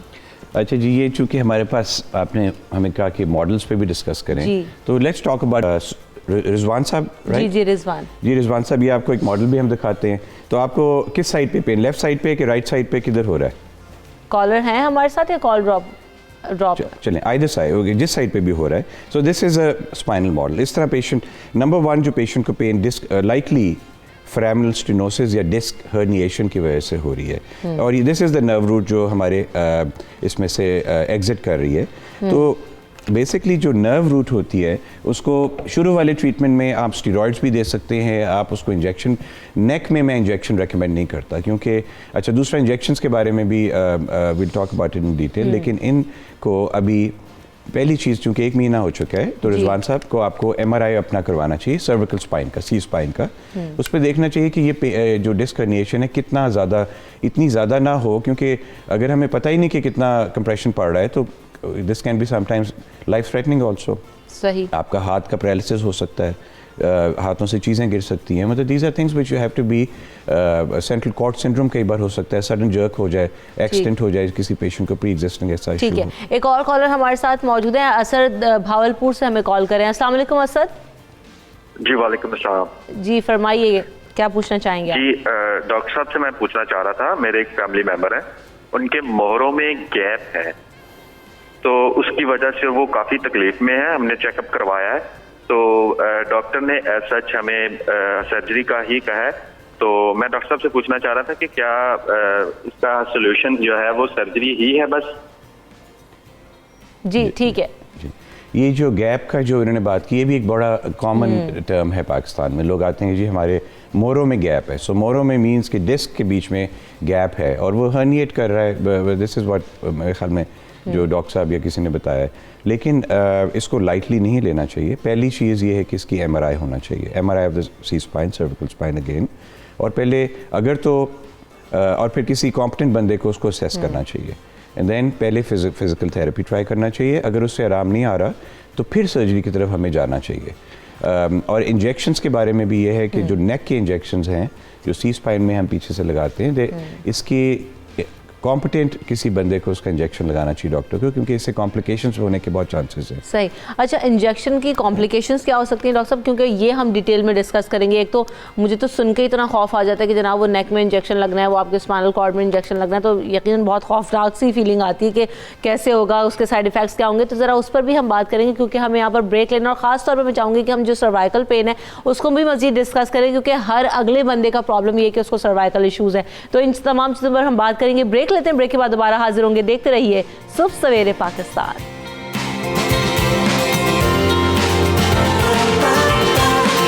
सुबह सवेरे पाकिस्तान, सुबह सवेरे पाकिस्तान. सर्जरीज की बात की, और इनके क्या मुतबादिल लोगों के पास ऑप्शंस हैं? कुछ लेजर्स वगैरह भी अब स्टार्ट हो गए हैं और भी फर्दर ट्रीटमेंट्स हैं जिनका आप जिक्र कर रहे थे वो। सो लेजर स्पाइन इंस्टीट्यूट जो अमेरिका का है, that is a very well known, जो वैसे तो अभी दे जस्ट वेंट बैंकरप्ट, लेकिन प्रॉब्लम ये था कि they are using the name of laser, और अंदर वही जो ट्यूबुलर सर्जरी जो मिनिमल इन्वेसिव सर्जरी होती है, क्योंकि आई वाज आल्सो, मैंने 2-3 बार उनको विजिट भी किया, लेकिन उनकी भी they had an excellent campaign, लेकिन असल में 90% ऑफ द टाइम लेज़र हम यूज़ कर ही नहीं सकते। First of all, laser can not be used on the nervous tissue, nerve पे, स्पाइनल कॉर्ड पे, उस पर हम यूज़ नहीं कर सकते। अगर यूज़ करेंगे तो पेशेंट को पैरालिसिस होने के चांसेस है। लेकिन जो नए लेजर्स आ चुके हैं, सो आई would say 10% of the population जिनमें, and I think laser has जो कि हम we are the first ones to provide that also यहाँ पे, उसमें जो डिस्क अभी हर्निएट नहीं की, जो कंटेन डिस्क है, which is causing a little bit of pain. I think early stages वाला can be managed with that, or an injection. उसके साथ robotic का भी है, robotic surgery जो है, which is one of my passions, जो मैं अमेरिका में भी था, I was trying that, लेकिन अभी we are not in spine surgery और brain surgery, we are not to that level के अभी हम यूज़ उसको। अच्छा, ब्रेन सर्जरी का क्या तरीका होता है और उसका वो क्योंकि खासी कॉम्प्लिकेटेड होगी, बहुत सेंसिटिव पार्ट है, उस पर मैं बात करूँगी, लेकिन कॉलर है मारिया सखर से, हमें कॉल करिए। अस्सलाम वालेकुम मारिया, कैसी हैं आप? वालेकुम सलाम, ठीक हूँ। क्या कहेंगी मारिया? मैं ये पूछना चाह रही थी कि मेरी सास मतलब चलते हुए गिरी थी तो उनके स्पाइनल कार्ड का मसला बन गया है, तो वो अब चल नहीं सकती। उनका हमने ना मियो हॉस्पिटल लाहौर से ऑपरेशन करवाया, लेकिन नहीं फर्क पड़ा। पूछना ये चाह रही थी कि मैं ये पूछना चाह रही थी कि मतलब इसका कोई और भी हाल है ठीक होने का? जी डॉक्टर साहब, कुछ पूछना चाहेंगे मारिया से? आपकी टांगे चल रही हैं मारिया कि बिल्कुल नहीं टांगे चल रही? वैसे हरकत करती हैं लेकिन खड़ी नहीं हो सकती, चल नहीं सकती। ठीक है, तो ठीक है जी। लेकिन जी, मैं जब से पाकिस्तान आया, हमने कुछ सर्जरी शुरू में की, जो उसको बहुत पब्लिसिटी मिली और वो हो गया, लेकिन हमारे पास ऐसे पेशेंट्स उठ के आ रहे हैं, कोई अफगानिस्तान से उठ के आ रहा है, कोई उज़्बेकिस्तान से आ रहा है, जो पैरालाइज्ड हैं। अब मैं इस पर क्लैरिफाई करना चाहता हूँ। देखें जी, जो बेस्ट ट्रीटमेंट अगर आपको मिल सकता है, अगर तो सर्जरी करनी है फॉर ट्रामा, जो कि हम बहुत मेजर ट्रामा हम करते हैं, उसके लिए आपके पास 24 आवर्स हैं, 24 घंटे में आपको ऑपरेट हो जाना चाहिए। सही। विद इन फर्स्ट 24 आवर्स जो आपके आउटकम्स होंगे, या 48 आवर्स मैक्स। लेकिन उसके बाद अगर आप 1 महीने बाद आपकी सर्जरी होगी, या आपकी साल के बाद होगी, या आप मेरे पास 18 साल बाद आएंगे आप कहें, लेकिन व्हाट आर दी अल्टरनेटिव? सो इसमें आगे पोटेंशियल है। नाउ हम अमेरिका में स्पाइनल कॉर्ड स्टिमुलेटर्स करते हैं, यहाँ पे भी हमने शुरू किए हैं, लेकिन उसके साथ देर अभी ये ट्रायल फेज में है। स्टेम सेल के बारे में भी थोड़ा सा इस पर टच करना चाहिए, क्योंकि बहुत सारे लोग जो हैं स्टेम सेल पे जाके फंस जाते हैं और फिर दूर दूर जाते हैं, चाइना जाते हैं, इंडिया जाते हैं। अब हमारे पास पेशेंट्स इंडिया से आते हैं पाकिस्तान अपनी सर्जरी करवाने, लेकिन स्टेम सेल का अभी तक कोई डेटा प्रूवन नहीं है कि जो पेशेंट पैरालाइज्ड है तो क्या वो उसका। I have trained at Mayo clinic. अभी एक स्टडी आई थी पीछे, उनमें एक पेशेंट था जिसको उनकी स्टेम सेल के बाद द पेशेंट हैड रिकवरी। तो मैंने डायरेक्टली नेक्स्ट डे उनको फ़ोन किया हमारे कॉलीग से, तो दे सेड कि अभी we are in the trial phase, we in the first phase 1 trial, but अभी एक पेशेंट है जिसको इम्प्रूव। सो एक patient can be placebo also, which is a sham effect, जो कि किसी को ना भी आप ट्रीटमेंट दें तो उसको इफेक्ट हो। तो I think the horizon is very optimistic down the road, लेकिन अभी हमारे पास ट्रीटमेंट नहीं है पैरालिसिस। ठीक है, क्विकली डॉक्टर साहब न्यूरो सर्जरीज के बारे में भी बताइए कि उनको कैसे अब करते हैं, और तो basically spine is also part of neuro surgery, right? This is the आपका पूरा जो सेंट्रल नर्वस सिस्टम है, स्पाइन, उसका हराम मग्स या मोरे जो है, that is part of that. लेकिन जो ब्रेन की भी अब हम सर्जरीज करते हैं, अब हम जितनी हम स्पाइन कर रहे हैं उससे उतनी कम से कम हम ब्रेन भी ज़रूर करते हैं। और अब विद द लेटेस्ट टेक्नोलॉजी अब हमने इतना इसको क्राफ्ट कर लिया है कि हम पेशेंट की अवेक सर्जरी करते हैं, अवेक क्रेनियोटमी करते हैं, और डीप ब्रेन स्टिमुलेटर्स करते हैं। इसी तरह हम लॉट ऑफ पेशेंट्स की हम आईब्राउ से सर्जरी करते हैं। इसी तरह मोस्ट स्कल बेस्ड ट्यूमर्स को हम नाक से एंडोस्कोपिकली उसकी हम या माइक्रोस्कोपिकली उसकी एक्सेस करते हैं। तो बड़ी क्रेनियोटमी, बड़ा वो जो डर है वो अब पेशेंट्स को नहीं होना चाहिए, और लिटरली करके हम नेक्स्ट डे उनको घर भी भेज देते हैं। ज़बरदस्त, ठीक है ना? ठीक। डॉक्टर साहब क्विकली ये भी बता दीजिएगा कि क्या ख्याल करें कि जो पेन्स हैं उनसे रिलीफ मिल जाए, और ऑलरेडी हम इन पेन्स में पड़े ही ना। बेसिक 2-3 चीज़ें बता दें। Prevention, prevention prevention and prevention. उसमें ये है कि अपना वेट लॉस, जिस तरह we are coming back to the same topic, weight loss is the key and be active. आपको 30 मिनट्स कम से कम 4-5 दिन हफ्ते में अपने पे इन्वेस्ट करना चाहिए। You should go to a gym, park में जाएं। आई नो कि environment is not very clean, इंशाल्लाह बेहतर हो जाएगा अभी विद टाइम, लेकिन ये सारी चीज़ें अगर आप करेंगे। दूसरा स्मोकिंग, मर्दों में, क्योंकि स्मोकर्स में भी जिस तरह हार्ट के आपको प्रॉब्लम्स होते हैं, उसी तरह स्पाइन डिजीज भी आपकी एक्सैसरबेट हो जाता है। तो यानी अपनी सेहत का ख्याल रखें ताकि वो इन सारी सर्जरीज और इन कॉम्प्लिकेशन से बच सकें। बहुत शुक्रिया डॉक्टर आसिफ बशीर साहब मेरे साथ मौजूद थे और बहुत कुछ सीखने को मिला। डॉक्टर साहब, यकीनन बहुत सारी ख़वातीन के और बहुत सारे मर्दों के मसाइल भी हल हुए होंगे। जो सबसे बड़ी बात है वो यही है कि जब आप अपना ख्याल रखते हैं, अपनी चीज़ों का ख्याल रखते हैं, तो बहुत सारी कॉम्प्लिकेशंस ऑलरेडी ख़त्म हो जाती हैं। बहुत शुक्रिया डॉक्टर साहब, आप हमारे साथ मौजूद थे। सुबह सवेरे पाकिस्तान, सुबह सवेरे पाकिस्तान। गाजर की जो खुसूसियात हैं वो कितनी हैं और गाजर की अहमियत जो है वो हमारी ज़िंदगियों में क्या है, इसी पर बात करेंगे। हमारे साथ जो एक्सपर्ट्स मौजूद हैं उनका तारुफ आपसे कराती चलूँ, क्योंकि आज बहुत ज़्यादा ज़रूरी है कि हम ना सिर्फ उसकी अहमियत जानें बल्कि उसको यूटिलाइज़ किस तरह करना है, उसको अपनी डाइट में ऐड ऑन किस तरह करना है। आज हम इस पर बात करेंगे। तो अपने जो गेस्ट हैं उनका तारुफ कराती हूँ। अस्सलाम वालेकुम। डॉक्टर सहर चावला मेरे साथ मौजूद हैं, जो कि डेंटिस्ट भी हैं, न्यूट्रिशनिस्ट भी हैं, प्रोफेसर भी हैं, मल्टीटास्कर हैं। उन्हें देख के लगता नहीं कि इतने सारे काम एक साथ कर लेती होंगी। सो अस्सलाम वालेकुम, वेलकम टू द शो साहब। उसके साथ साथ मेरे साथ जोहा सुहेल मौजूद हैं, जो कि न्यूट्रिशनिस्ट हैं, लाहौर से उनका ताल्लुक है। जोहा, आपको भी वेलकम करेंगे और आपसे यकीनन जानने की कोशिश करेंगे कि गाजर जो है वो सिर्फ एज अ सैलड यूज़ की जा सकती है या उसके अलावा हम अपने डाइट में किस तरह से इसको इंक्लूड कर सकते हैं। और साथ साथ मेरे साथ आज हुमा भी मौजूद हैं, जो कि हमारी एक्सपर्ट शेफ़ है और वो आज गाजर के जो है वो मज़ेदार खाने बनाने जा रही है। वैसे हुमा, अस्सलाम वालेकुम, कैसी हैं? वालेकुम अस्सलाम, और बिल्कुल ठीक हूँ। क्या बनाने जा रही हैं आज आप गाजर? अच्छा जी, बना रही हूँ मैं, बल्कि गजरेला बन रहा है सही। और उसके साथ अचार, पिकल जो है। नॉर्मली होता ये कि अचार ऐसी चीज़ों का ज़्यादा डाल लेना चाहिए आपको जो सीजनल होती हैं, ताकि आप ऑफ द सीज़न भी उसको इस्तेमाल कर सकें। इंस्टेंट अचार भी बनते हैं बिल्कुल, लेकिन वो जितनी जल्दी बनते हैं उनकी एक्सपायरी भी उतनी ही क्विक होती है। सही। तो यानी बड़ी मज़ेदार सी आप चीज़ें बनाने जा रही हैं। मैं उधर आके आपसे सीखूंगी ज़रा कि आप क्या क्या बना रही हैं और कैसे बना रही हैं, और हम ज़रा चख के भी बताएंगे लोगों को कि कैसा बन रहा है। तो सबसे पहले आगाज़ करते हैं यहाँ से कि सहर साहब, हम देखते हैं कि गाजर जो हमारे पास होती है जब आती है तो हम कहते हैं जनाब हाँ जी ज़्यादा सैलड में हमने इंक्लूड कर ली, उसके अलावा इतना कोई ख़ास जो है कंसंट्रेशन हमारी नहीं होती है। तो गाजर के फ़वाइद क्या क्या है, कौन कौन सी न्यूट्रिशनल वैल्यूज़ उसके अंदर हैं जो कि गाजर हमारी पूरी करती है? गाजर के Ramsha, thank you so much, thank you 92 channel and happy new year to everyone out there. Thank you so much for having me here. गाजर के से बहुत ज़्यादा फ़वाइद हैं नज़र में हेल्प के अलावा, क्योंकि गाजर ज़्यादातर इसी बात पर मशहूर है ना कि आपकी आई साइट में, विजन में बहुत ज़्यादा हेल्प करती है। उसकी भी टेक्निकलिटी और बायोकेमिस्ट्री डिस्कस करेंगे, लेकिन बीइंग अ डेंटिस्ट मैं ये बताना चाहती हूँ कि जो गाजर है उसको नेचुरल टूथब्रश कहा जाता है। शायद ये इतना नोन नॉलेज ना हो, नहीं है। उसकी रीज़न ये कि एब्रेसिव होता है। ये गाजर एक नेचुरल एब्रेसिव है। आपके दांतों से जो प्लाक है, जो बचे खाने के ज़रात हैं, ये उसको पूरा स्क्रब ऑफ कर देती है। और चूंकि आपके जो स्टेन्स होते हैं उनमें भी ये टेंडेंसी होती है कि वो आपके प्लाक के साथ स्टिक कर सकते हैं। तो दांतों की डिस्कलरेशन को प्रिवेंट करने का ये बहुत ज़बरदस्त नेचुरल हैक है कि आप खाने के बाद गाजर खा लें। वैसे यूजली खाने के बाद आपको मंचिंग नहीं करनी चाहिए फ्रूट्स या किसी और चीज़ पे, बट गाजर is great if cleansing of your teeth is concerned.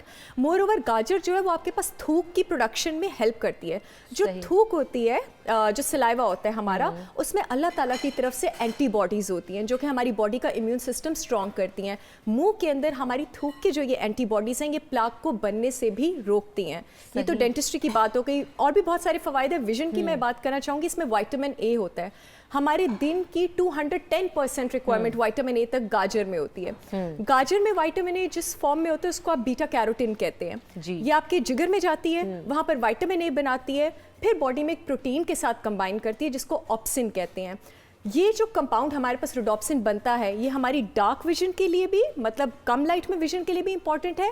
ये आंखों की जो मेम्ब्रेन है इसको ड्राइनेस से रोकता है, अल्सरेशन से रोकता है, और जैसे जैसे उम्र के साथ नज़र गिरती है ये उसका भी बहुत अच्छा इलाज है। तो दिन में 4 गाजरें आप खाएं।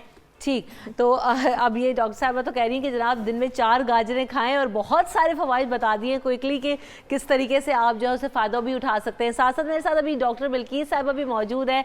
आपा अस्सलाम वालेकुम, many many many congratulation for the award और हैप्पी न्यू ईयर। कैसी हैं आप आपा? जी वालेकुम अस्सलाम, आप सबको देखने वालों को भी नया साल बहुत बहुत मुबारक हो।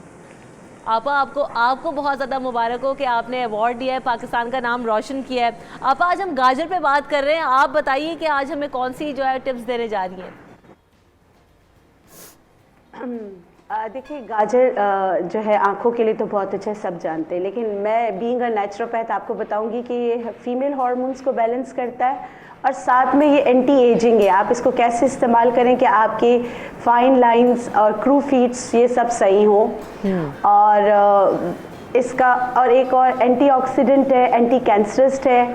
तो ये छोटी छोटी चीज़ें जो है वो मैं आपसे शेयर करूँगी। जी ठीक है। अच्छा आपा, आपने बताया कि एंटी एजिंग है, तो ज़रा सबसे पहले उसी पर कोई टिप दे दें ताकि ख़वातीन जो है वो अभी हमें देख रही होंगी गौर से, और ख़वातीन का सबसे बड़ा मसला यही होता है कि हाउ टू लुक ब्यूटीफुल और अपनी जो एज है उसको कैसे कवर करना है, अपनी स्किन को कैसे ग्लो करना है, तो उसमें कैसे हेल्प करती है डॉक्टर साहिबा? देखिए उसमें ऐसी हेल्प करती है कि मैं आपको बना के, अगर आप बोलें तो मैं आपको बना के बता देती हूँ।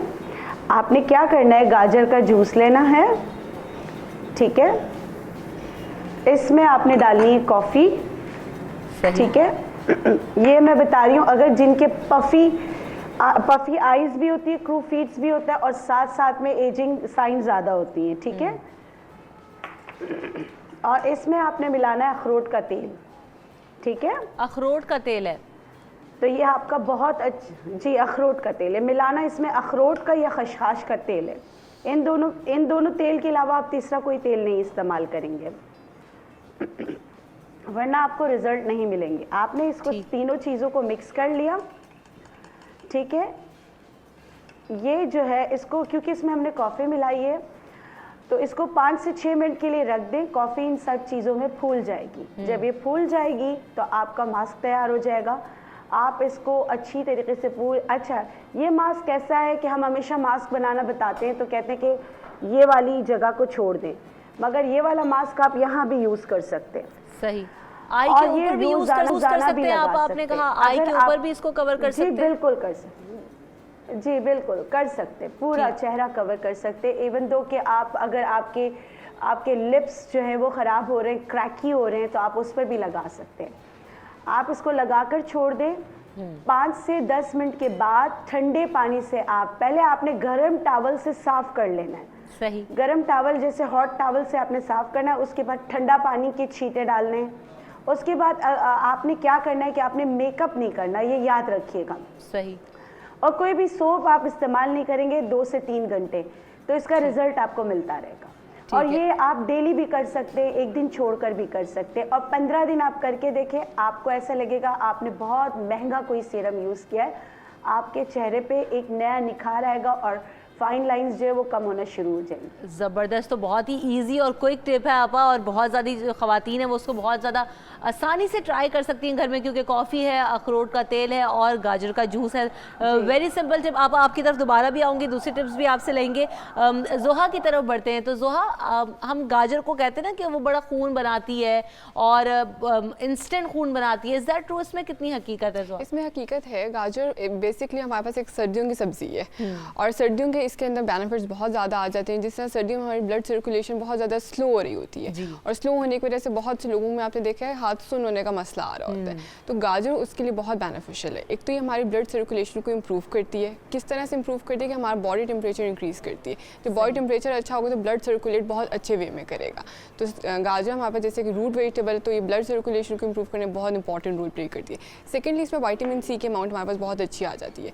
जब इसमें विटामिन सी की अमाउंट आएगी, जैसे हम आयरन रिच फूड्स लेते हैं तो ये विटामिन सी आयरन को एब्जॉर्ब करने में हेल्प आउट करता है। जब आयरन एब्जॉर्ब अच्छे तरीके से होगी तो क्या होगा, हमारा खून अच्छे से बनेगा। अच्छा, बहुत से लोगों को लगता है कि डेफिशिएंसी सिर्फ आयरन की वजह से ही खून की होती है, कि खून जिन लोगों में कम होता है उनमें आयरन डेफिशिएंसी होती है, जबकि ऐसा नहीं है। हमारे पास फॉलिक एसिड की डेफिशिएंसी से, विटामिन B12 की डेफिशिएंसी से भी आयरन वो एनीमिया हो रहा होता है। तो ऐसे लोग जिनको इस तरह के मसले हैं, अगर वो अपनी डाइट में आयरन के साथ विटामिन सी रिच फ्रूट्स लेते हैं या सब्जियाँ लेते हैं तो उनका खून बहुत अच्छा बनेगा और उनकी बॉडी के अंदर ब्लड सर्कुलेशन बहुत अच्छी होती है। होती रहेगी। बिल्कुल, तो यकीनन क्योंकि जब यही हमने ज़्यादातर सुना है कि एक तो गाजर को गरीबों का सेब भी कहा जाता है, सेब भी बहुत ज़्यादा जो है वो खून बनाता है डॉक्टर साहबा, तो गाजर भी इंस्टेंट वो बनाती है। इसके अलावा हम जो है प्रोटीन्स कौन कौन से ऐसे गाजर के अंदर जो कि हमें मिल सकते हैं गाजर खाने से? गाजर जो आपके पास फेमस है वो विटामिन्स, मिनरल्स और फाइबर के लिए फेमस है। तो गाजर is not a proteinaceous food, लेकिन विटामिन, मिनरल्स और फाइबर के बहुत ज़्यादा फायदे हैं।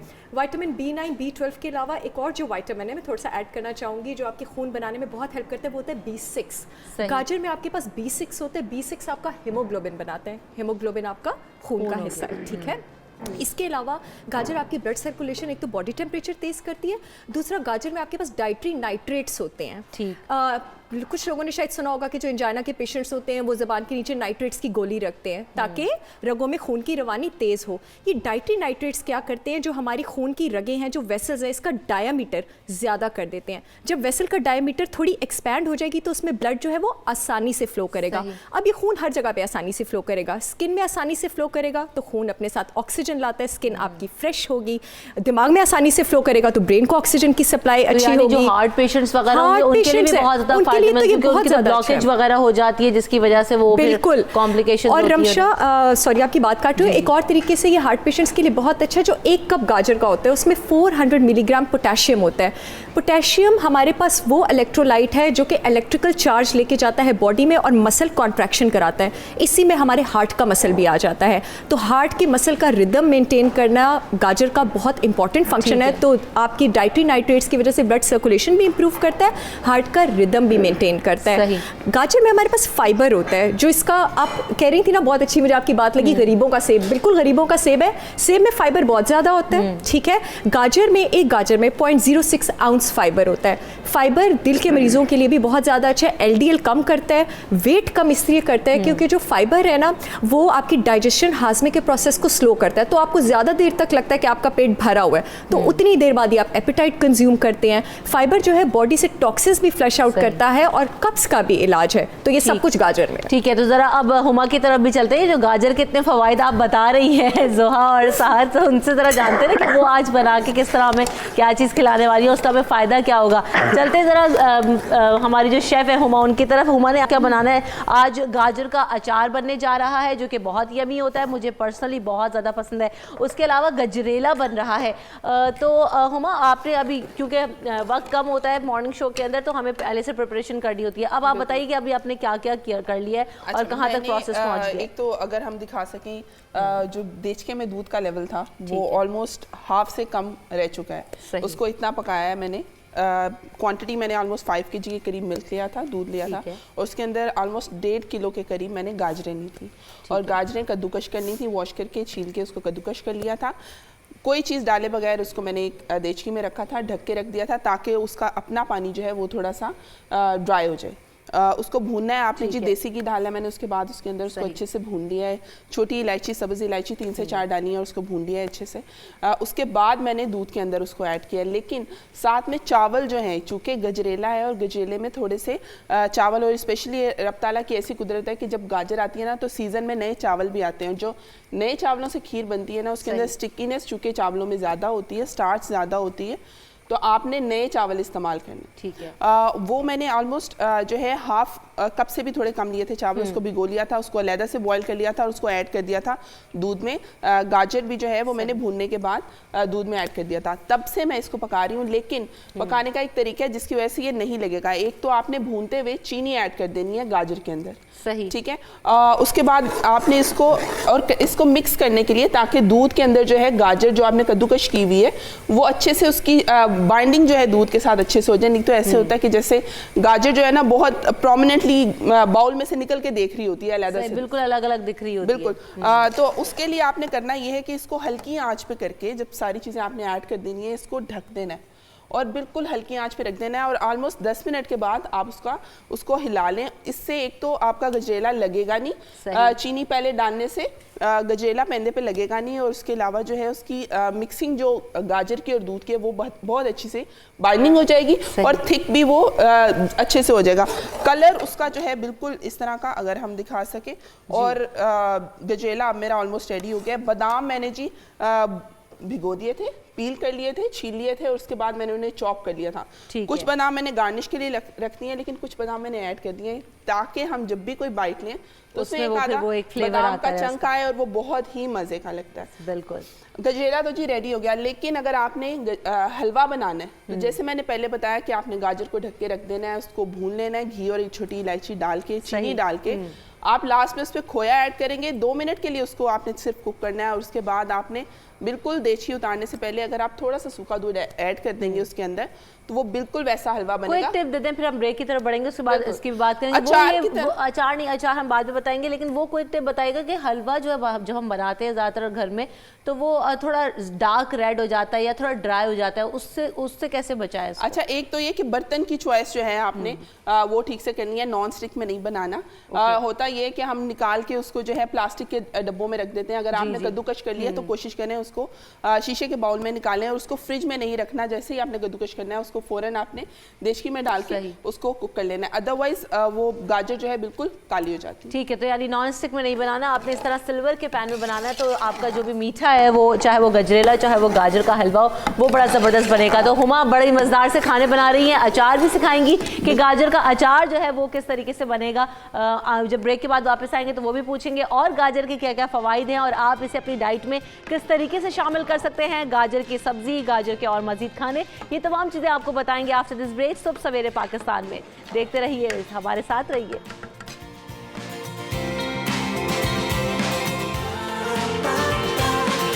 सुबह सवेरे Pakistan,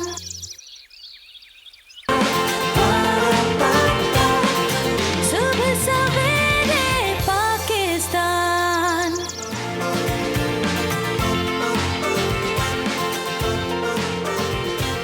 welcome back in the show. तो बड़ा मज़ेदार और ज़बरदस्त सा जो गजरेला है वो हुमा ने रेडी कर दिया है और ये हमें सर्व भी कर दिया। वैसे आपने Huma no doubt very quickly आपने इसको तैयार किया है। बड़ा इजी है, हमें लगता है कि बड़ा मुश्किल काम है जी गजरेला बनाना है, लेकिन बड़ा क्विकली आपने तैयार कर लिया। एक टारगेट होता था मेरा भी पहले कि मैंने गजरेला बनाना है तो मुझे उसके पास ड्यूटी देनी पड़ेगी, मतलब ये कि वो लग ना जाए। सही। तो जो मैंने आपको 2 टिप्स बता दी, एक तो आपने उसको ढक के रख देना है, वो जल्दी मिक्स ब्लेंड होगा और गाढ़ा भी जिस तरह हम कहते हैं ना खोए की तरह बिल्कुल होना चाहिए। और चीनी वाली टिप आपने बताई। तो हुमा जरा जाती हूँ अपने गेस्ट के साथ, आपने वहाँ पर भी सर्व कराया, आप भी इंजॉय कीजिए। हम जरा चक्के बताते हैं सहर और जोहा, आप भी जरा इसको ट्राई कीजिए कि ये कितना मज़ेदार आपको लग रहा है। मैंने तो अभी थोड़ा सा ट्राई किया, मैं मज़ीद भी ट्राई करूँगी। और जब तक हम यहाँ पर ये गजरेला इंजॉय कर रहे हैं गर्मा गर्म, बहुत मज़े का लग रहा है। वैसे सुबह सुबह इतना मीठा खाया नहीं जाता, लेकिन इतना टेस्टी है कि दिल नहीं हो रहा छोड़ दो। मैं यहाँ पर मीठे का ब्रेक लूँगी और हम बिल्किस आपा की तरफ चलते हैं। बिल्किस आपा, अनफॉर्चुनेटली हम आपको तो नहीं खिला सकते, लेकिन वाकई बड़ा मज़ेदार बना है ये गजरेला। अब आप बताइए कि आपके पास हमारे लिए नेक्स्ट स्टेप क्या है? अच्छा देखिए, मैं आपको क्योंकि हमेशा से गाजर को आँखों से रिलेट करते हैं, क्यों करते हैं वो मैं आपको कुदरत का एक चीज़ बताती हूँ कि क्यों करते हैं। मैं काफ़ी दफ़ा बता चुकी हूँ लेकिन फिर बताऊँगी। आप किसी भी गाजर को अगर काटेंगे ना तो अंदर से आप देखेंगे कि पूरा जैसे हम आई को पढ़ते हैं मेडिकल में, वही आपको चीज़ अंदर नज़र आएगी। बिल्कुल आँख बनी हुई नज़र आएगी। ठीक है, ये नाइट ब्लाइंडनेस के लिए बहुत अच्छा है, लेकिन इसका तरीका इस्तेमाल तो ये कि आप गाजर खाएं क्योंकि इसका फाइबर वगैरह भी आपको मिले, नहीं तो गाजर का जूस लाजमी पिए। और अगर आप 1 ग्लास जूस बनाएंगे तो उसमें तकरीबन अगर जूसी गाजर होंगे तो वो 4 ही इस्तेमाल होंगे। सही। लेकिन गाजर, ये रेड वाली गाजर जो मौसम की है, ये बहुत अच्छी है और हर वक्त तो ये मिलती नहीं है। तो आपने क्या करना है, दूसरी चीज़ सौंफ को हम नेचुरोपैथ आदि टिप कहते हैं क्योंकि सौंफ हर चीज़ के लिए बहुत अच्छा होता है। सौंफ लिया, सौंफ में आपने गाजर का जूस जो है वो इन्फ्यूज्ड कर लेना है। ठीक है, और ये इसको मिलाकर जैसे तो यानी इस तरह गाजर का बता रही हैं आपा कि एक तो नाइट विजन के लिए बड़ा ज़बरदस्त है और गाजर का जूस बड़ा फ़ायदेमंद है। जी आपा। ठीक है, देखिए ये अब इसमें आपको लगता है कि जो जूस है ये बच रहा है ना, लेकिन आपने क्या करना है, इसको इन्फ्यूज कर देना। आहिस्ते आहिस्ते ये जो है इसको पी जाएगा। जब ये पी जाए तो आप दोबारा दूसरे दिन दोबारा नया ताज़ा गाजर का जूस बना के इसमें डालें। तब तक सौंफ को गाजर का जूस पिलाते रहें जब तक इसमें जूस बच ना जाए। जब जूस बच जाए तो आप समझ लें कि अब इसमें जो हम गाजर का जूस नहीं डाल सकते। फिर आपने क्या करना है, इसको छान कर इसको सुखा लेना है। सुखाना आपने धूप में नहीं है, आपने शेडेड में सुखाना है जहाँ धूप और हवा पड़ती हो और ये हवा में हो। आपने कोई कपड़ा ऐसे बांध लेना है सही, जो ऊपर नीचे हर जगह से इसको हवा मिल रही हो। थोड़ी सी मेहनत करेंगे, पूरे साल की दवा आपकी तैयार हो जाएगी। फिर इसको ऊपर नीचे करके फिर आपने इसको ब्लेंड करके दोबारा सुखाना है कि अंदर कोई फंगस ना पड़ जाए। जब ये आप कर लें तो इसमें चारों मगजियात, बादामें अगर डालना चाहें आप डाल दें, नहीं तो ये आपकी दवा है। ठीक है। अब ये 1 चम्मच सुबह शाम आप बच्चों को दूध के साथ दे सकते हैं, तो आप देखेंगे कि बच्चों के लिए भी बहुत अच्छा है, बड़ों के लिए भी बहुत अच्छा है। और ये असल नुस्खा जिसके इस्तेमाल से आपकी आंखें रोशन हो सकती है, रोशन रहने में आपकी मदद कर सकता है। जिनको नाइट ब्लाइंडनेस का है, इसके साथ फिर पालक का भी इस्तेमाल करें, खजूरों का भी इस्तेमाल करें, बादाम का भी इस्तेमाल करें, तो देखिए कि नाइट ब्लाइंडनेस वाले जिनको रात को नज़र नहीं आता उनको बहुत फ़र्क पड़ेगा।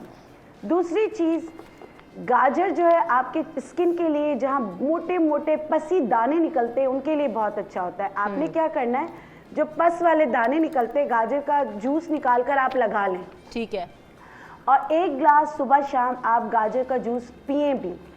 उसके अलावा फीमेल हार्मोन्स के लिए गाजर के बीज और गुड़ बहुत अच्छा होता है कि आपने गाजर के बीज और गुड़ दोनों हम वज़न पीस कर रख लें। अगर आपको मखसूस आयाम की कोई प्रॉब्लम है तो मखसूस आयाम से 5 दिन पहले, जैसे 30 साल से बड़ी ख़वातीन है उनको प्रॉब्लम हो जाती है, तो वो जो है 1 चम्मच सुबह शाम उबाल के पीजिए, तो उनके मखसूस आयाम में जो प्रॉब्लम्स आती है, क्रैम्स आते, कमर में दर्द होता है और मखसूस आयाम सही तरीके से आ नहीं रहे होते, तो उनको बहुत ज़्यादा फ़र्क पड़ेगा इंशाल्लाह। और कैरेट ऑयल भी बहुत अच्छा, कैरेट सीड ऑयल जो है वो स्किन के लिए बहुत अच्छा होता है, वो गाजरों के बीज से निकलता है। अब गाजरों के बीज का तेल जो है, क्योंकि गाजर के बीज या तो हमें प्रोसेस मिलते हैं या सही नहीं मिलते, तो आप पंसार से जो बीज लेते हैं तो उसका तरीका ये कि आप इसको बहुत सारा लेके तिल के तेल में इन्फ्यूज करके शीशे की बोतल में बंद करके रख लें। जो इसका तेल होगा वो आहिस्ता आहिस्ता तिल के तेल में मिक्स हो जाएगा। ठीक है। इसको ब्लेंड करके छान लें तो ये आपके स्किन के लिए बहुत अच्छा तेल। ठीक है, तो तेल भी कारआमद है, गाजर की तो हर चीज़ जिस तरह आप भी बता रही हैं, हमारे एक्सपर्ट्स भी बता रहे हैं कि कोई भी चीज़ जो है उसमें हम ज़ाया नहीं कर सकते इन एनी फॉर्म। मिसेस ज़हूर हमारे साथ कोई कॉलर मौजूद है, उनसे बात करते हैं। अस्सलाम वालेकुम मिसेस ज़हूर, कैसी हैं आप? ठीक ठाक, आप ठीक हैं? अल्हम्दुलिल्लाह। क्या कहना चाहेंगी? मैं डॉक्टर बल्कीस से बात करना चाहती हूँ अपने मैदे के मसाइल। जी फरमाइए। मेरे मैदे में जी जख्म है। मैंने पिछले साल एंडोस्कोपी करवाई थी, तो कुछ दवाइयाँ मेडिसिन ली थी एंटीबायोटिक, तो आराम नहीं आ रहा है। हेलो। ठीक है, मैं आपको बताती हूँ। जी मैं आपको बताती हूँ। देखिए, मैदे में अल्सर या अल्सर वही ज़ख़म को कहते हैं। आप जब तक गोश्त खाना नहीं छोड़ेंगी तो कभी भी आपका मैदा सही नहीं होगा। आपको सिर्फ प्लांट सोर्स पे रिलाई करना पड़ेगा और जानवर से बनी हुई तमाम चीज़ें आपको तर्क कर देनी पड़ेगी तकरीबन महीने के लिए। सही है। और आपको ना होल ग्रेन आटा नहीं खाना, आपको सिर्फ मैदा खाना है, सफ़ेद आटा खाना है। उसके अलावा जो है मतलब आपके उसमें ना सारी चीज़ें जो हम कहते हैं उसमें सारी चीज़ें अलग हैं। साइंस ने तरक्की की, कुछ तो हमें नुकसान दिए लेकिन कुछ फ़ायदा भी दिया, बहुत फ़ायदा भी दिया है। तो उसमें से एक फ़ायदा ये कि जो होल ग्रेन को अलग करके जो मैदा अलग किया है वो अल्सर पेशेंट के लिए बहुत अच्छा होता है। लेकिन 1 महीने तक अगर आपने दूध भी पीना है तो आपने बादाम का दूध पीना है, सोया मिल्क पीना है, आपने बटर भी इस्तेमाल करना है तो आपने ऑलिव का बटर इस्तेमाल करना है, लेकिन आपने गाय का या किसी का दूध तक आप इस्तेमाल नहीं करेंगे। आप चाय अगर पीते हो तो आप टी वाइटनर डाल सकते हो, आप दूध की चाय भी नहीं पी सकते अगर आपने हमेशा के लिए सही होना है। ठीक है। इसके अलावा एक नुस्खा है रेवन चीनी और इस्पागोल की भूसी। इन दोनों को हम वज़न रेवन चीनी पीस के इस्पागोल की भूसी के साथ हम वज़न पीस के रख लें। 1 चम्मच दोपहर खाने से पहले, 1 चम्मच रात खाने से पहले पानी में भिगो दें और इसका इस्तेमाल करें। इसके साथ आपने क्या करना है, इसको भूख का दर्द भी कहते हैं। जब आपको भूख लगेगी तो आपके मैदे में भी दर्द होगा और वो बैक साइड तक जाएगा।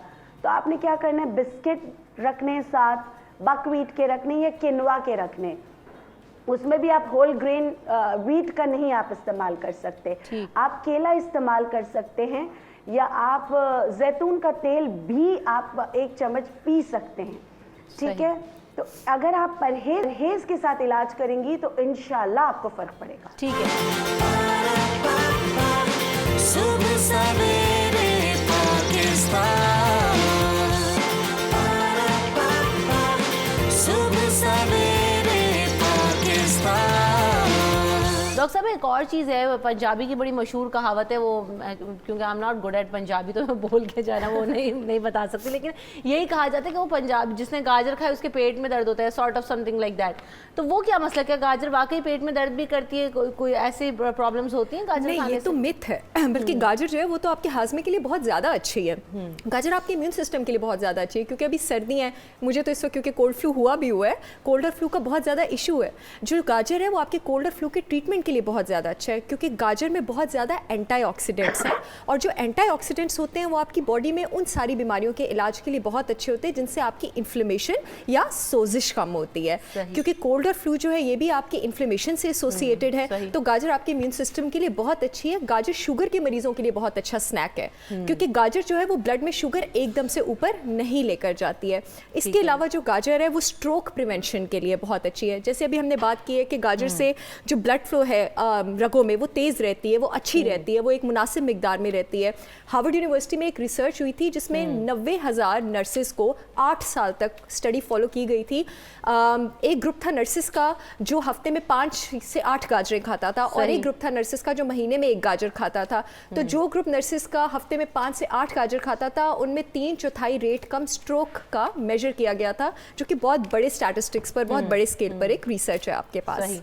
अच्छा, एक और चीज़ है जोहा, ये भी कहा जाता है कि जनाब जब गाजर इतनी नेग्लेक्टेड रही है हमेशा, बहुत सारे लोगों को तो पसंद भी नहीं होती कि जनाब इसका कोई टेस्ट नहीं है और मज़ा नहीं आता, और बहुत दफ़ा होता भी ऐसा है कि कुछ तो गाजरें मीठी होती हैं लेकिन कुछ बिल्कुल ही फीकी होती हैं।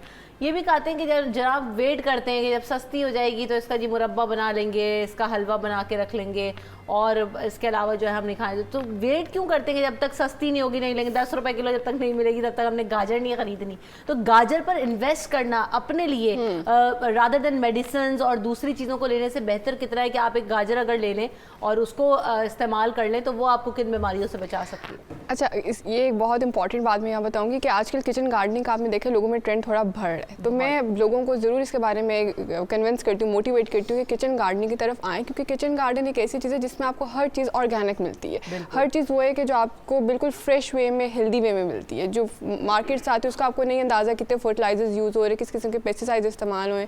तो अगर किचन गार्डन आप बना रहे हो, उस पर गाजर आप ज़रूर ग्रो अप करें, तो वेट बिल्कुल भी ना करेंगे। सीज़न आएगा तो हम इसको कंज्यूम करेंगे और फिर हम इसके मामलेज या मुरब्बे वगैरह बना कर रखेंगे।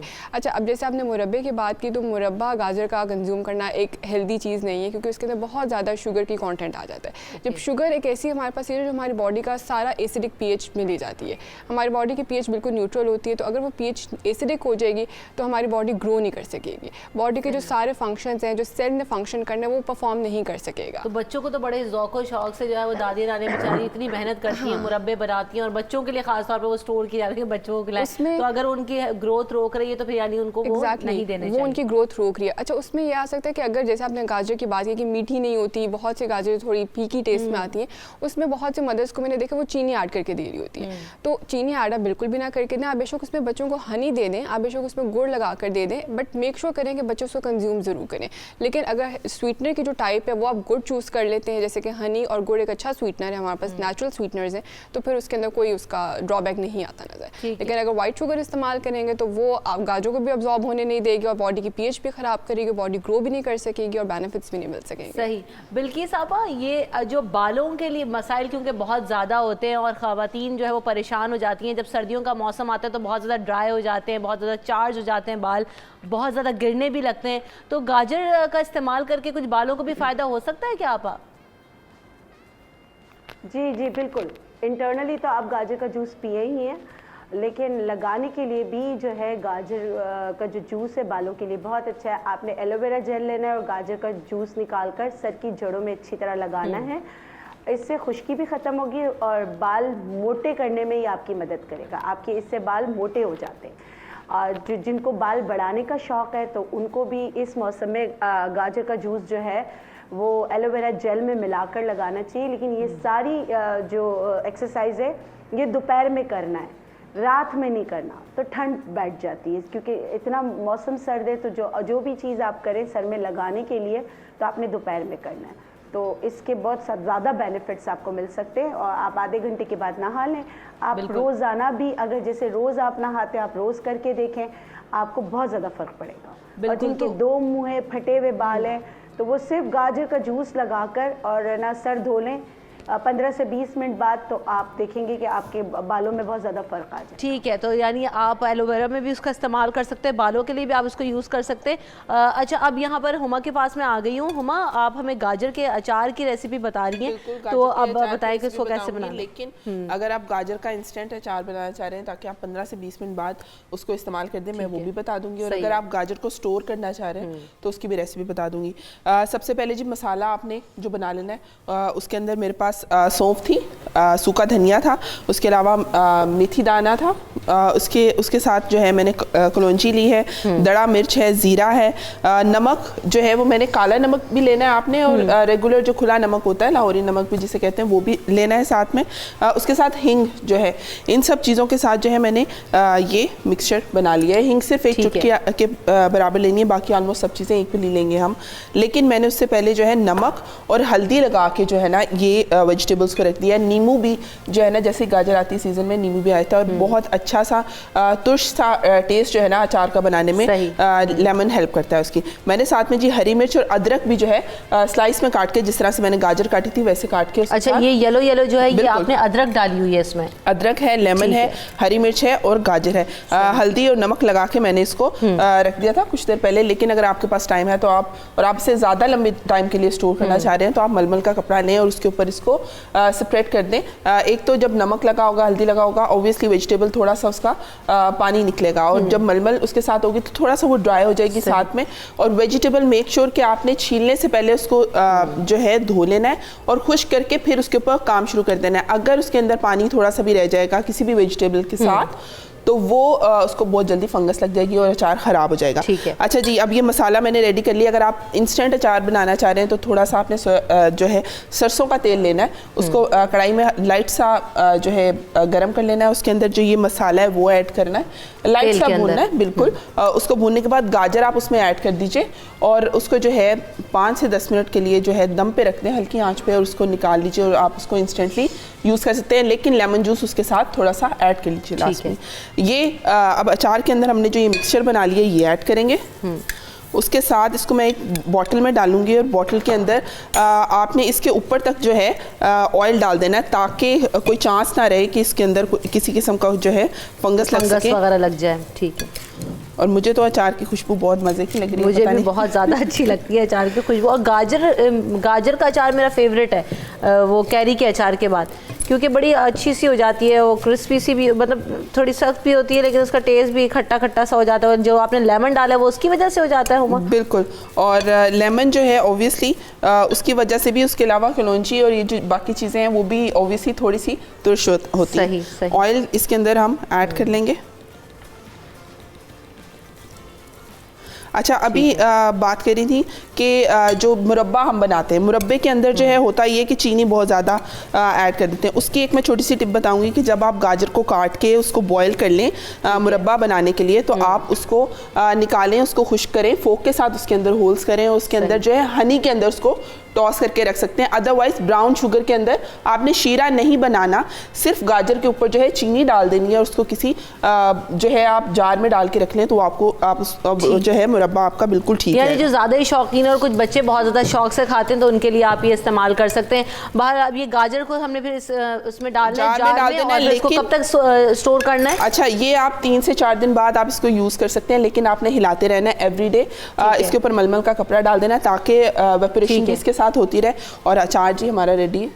ठीक है, तो आप इसको जार में डाल के स्टोर कर सकते हैं। बड़ी मज़ेदार रेसिपीज़ हैं। बहुत शुक्रिया हुमा, आपने मज़े मज़े का हमें गजरेला भी खिलाया, अचार भी खिलाया। बहुत शुक्रिया जोहा, बहुत शुक्रिया सहर, और बिल्किस आपका भी बहुत शुक्रिया।